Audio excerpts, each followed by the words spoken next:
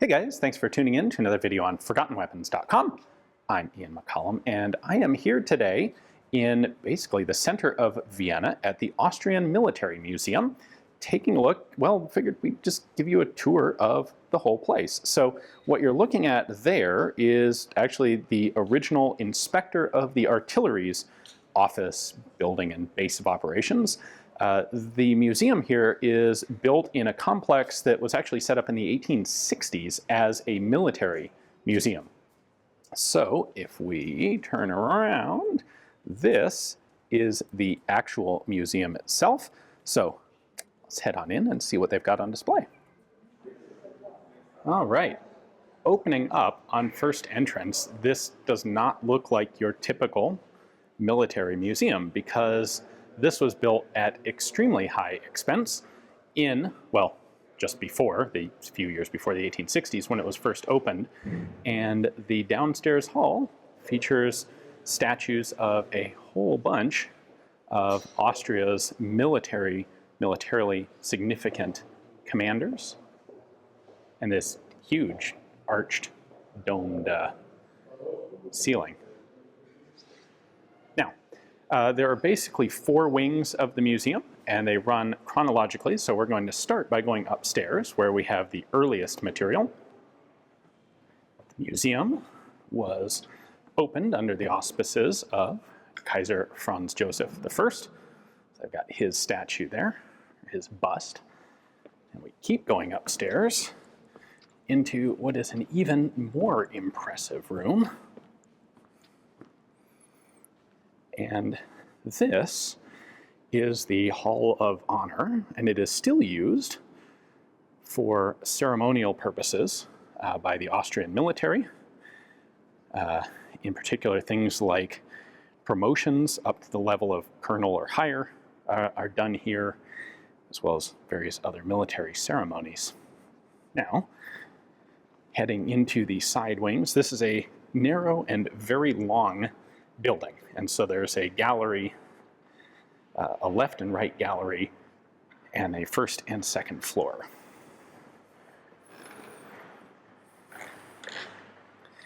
And here we start with the earliest sorts of firearms.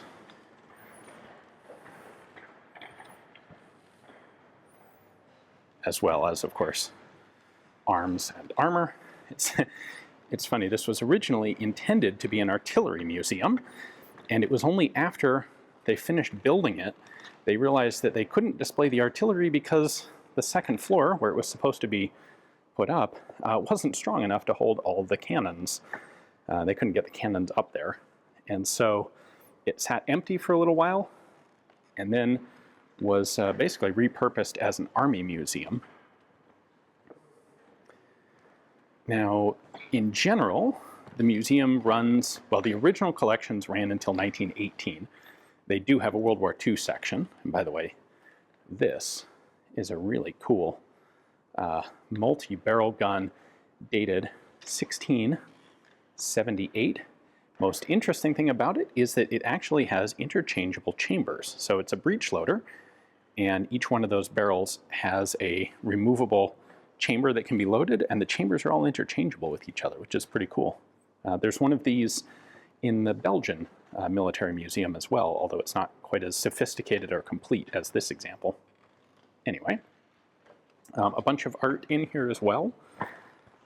These are, many of them, paintings of battles that were commissioned by officers in the military.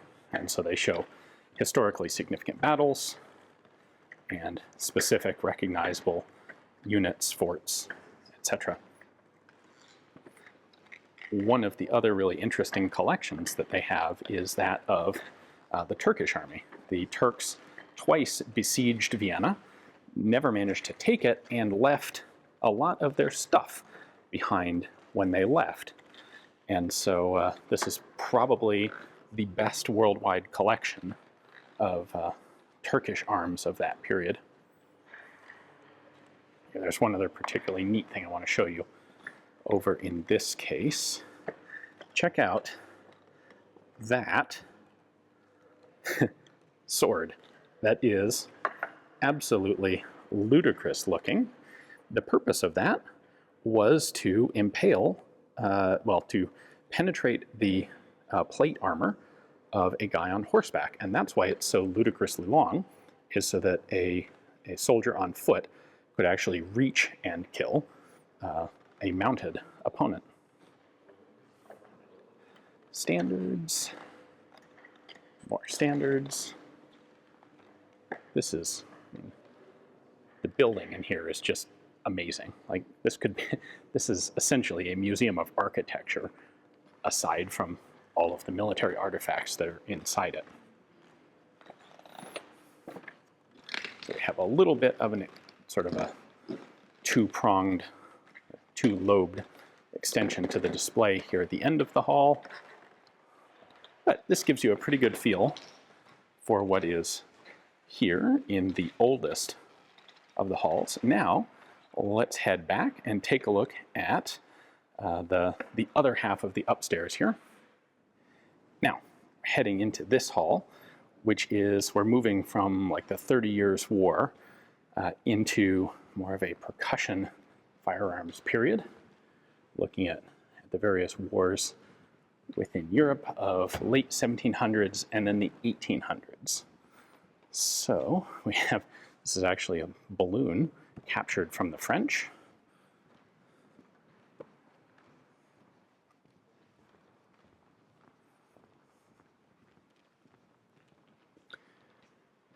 And we have an assortment of small arms, uniforms, accoutrements from Austria's wars with basically everyone. So the Empress Maria Theresa essentially fought everyone in Europe at various points. And then they, of course, went on to be part of the coalition fighting against Napoleon. Also a substantial amount of artwork in here.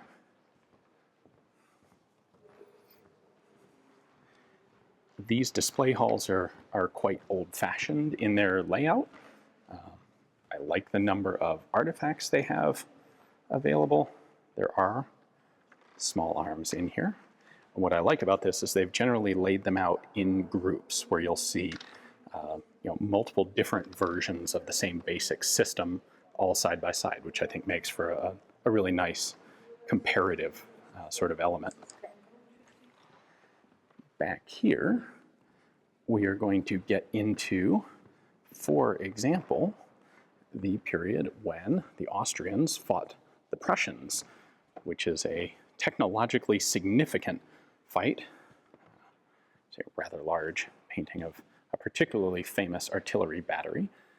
But the Austro-Prussian War is particularly notable for the fact that the Austrians' modernized military technology was replacing their wooden cleaning rods with metal, ramrods, while the Prussians had equipped themselves with Dreyse needle rifles. And the Prussians pretty conclusively won that conflict. So that is the upstairs. Now let's head to the downstairs halls. The first is World War I, and the second is World War II. Before we leave, though, I want to point this out. I skipped past it on the way in. That rifle right there is a Girandoni air rifle, notable for the fact that it was used by the Austrian army. And that big table-looking device, that is the only known surviving fixed air pump for the Girandonis. You could hook your Girandoni air reservoirs into this, and using that crank handle, you could pump them back up to full pressure much more easily than using the little in-the-field hand pumps. So that's a really cool piece of military technology history that they actually still have here. All right, back down on the first floor, we can head into the World War I gallery. We have first an interesting photo exposition on the museum itself. This museum has, of course, been here for more than 150 years now. Photos there of the museum at the end of World War II. They suffered significant damage to the building itself. Most of the displays had been moved at that point. They did lose some artifacts, but fortunately, the museum wasn't set up as normal when that damage occurred. Now, through here, and we enter the World War I gallery. This, I think, is probably my favorite. It has the most, from a small arms perspective, this has the most varied and most interesting displays. So we're going to start with the muzzleloading conversions and the Verndl rifles. The single-shot rifle adopted by the Austrians. These, as Othaius will tell you, did see service in World War I. They were brought out of storage to equip some of the elements of the Austrian army when they all mobilized.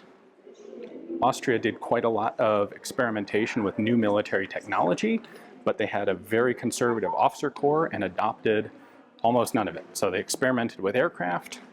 There was an Austrian officer proposed an extremely modern sort of tank in 1912 that the military establishment determined to be totally stupid and useless and was not adopted. These are some of the coolest guns in here. They have a pair of Salvatore-Dormus 1893 pattern machine guns, extremely early machine guns, and so cool looking, with a pendulum system for fixing the rate of fire, which is interesting. We'll do some videos on those at some point here. We then have, for example, a whole display of the Mannlicher straight pull system from the 1885, very rare and distinctive, small batch only, purchased only by Austria-Hungary, all the way through the M95s on the other side.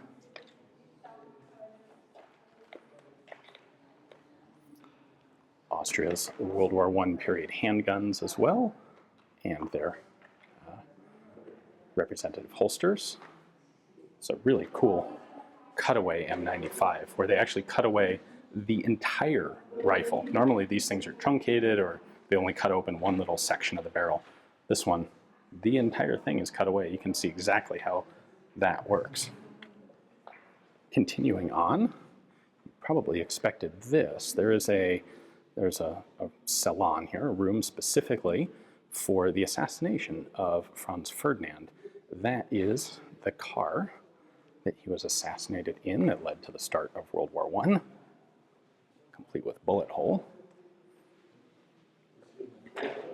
The uniform that he was wearing at the time, still stained, a little grisly. And 3 of the 4 pistols that were confiscated at the scene. So there were 4 FN 1910s that were found with Princip and his compatriots. It's actually still not known which of them was used by Gavrilo Princip. But of the original 4, 3 are here in Vienna, and 1 is in a museum in Sarajevo.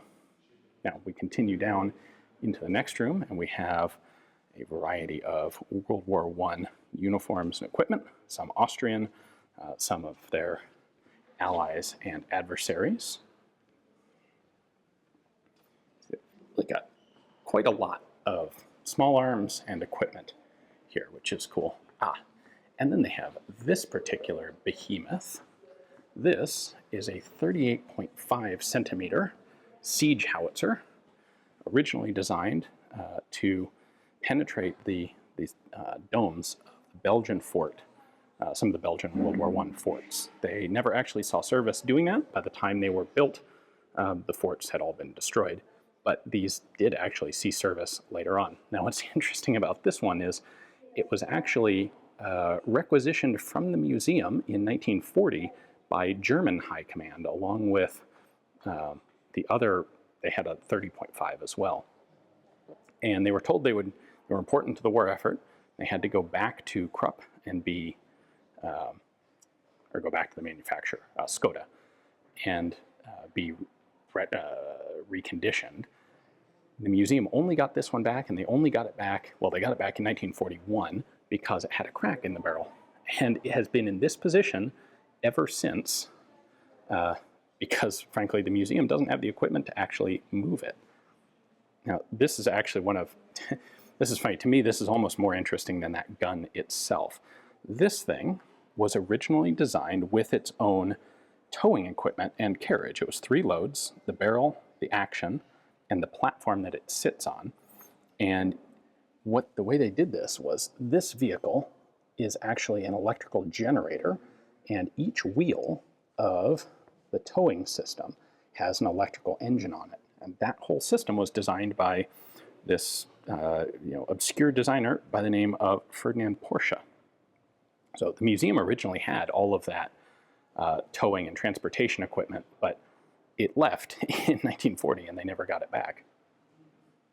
Continuing through the war here, we have some later pattern equipment. We've got your hand grenade crossbow up there, as well as some trench mortars. They have a surprising number of Villar Peruses here.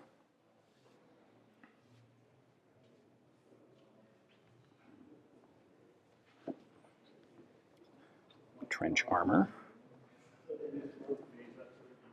And here's another really interesting thing that you may not have been aware of. I wasn't. That and this guy are both compressed air mortars used in the First World War.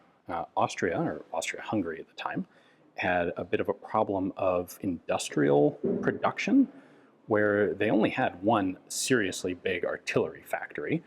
They were able to have smaller metalworking companies make trench mortars, but they needed more than they could produce even that way. And so someone came up with the idea of using compressed air, and a lot of companies were able to construct that sort of weapon. So,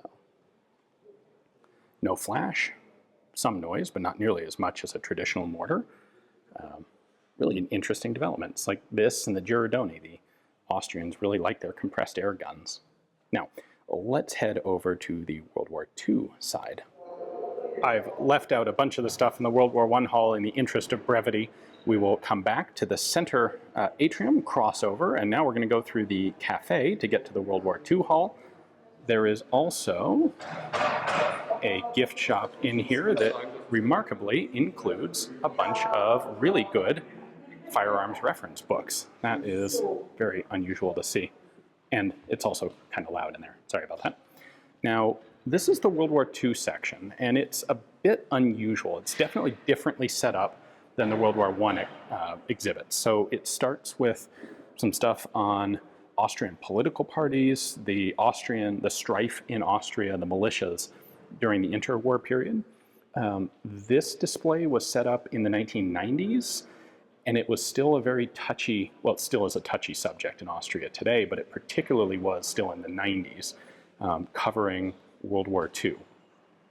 And so it's not nearly as extensive, or to me, as good of an exhibit as the World War I exhibit. They are actually absolutely planning to rebuild the whole World War II hall. As the curator told me, as it is now, it doesn't really explain World War II. But it was a politically touchy thing to set up. This was like the first exhibit of its type set up in Austria after World War II. In addition, the museum collection didn't actually, basically the collecting ended in 1918, and the museum was not acquiring World War II artifacts during World War II, or even in the years afterwards. Most of this collection was acquired in the 1980s. That, by the way, is a Solothurn light machine gun, which is really cool and really rare. So, uniforms, weapons, vehicles. We've got an observation plane up there. There's a nice assortment of things. FG-42 with the Fallschirmjäger. Artillery, some more vehicles, but it's sort of a bit of a random assortment of artifacts. But like I said, this is going to be rebuilt and improved. So by the time you are seeing this video, this may or may not still be what they have on display for World War II.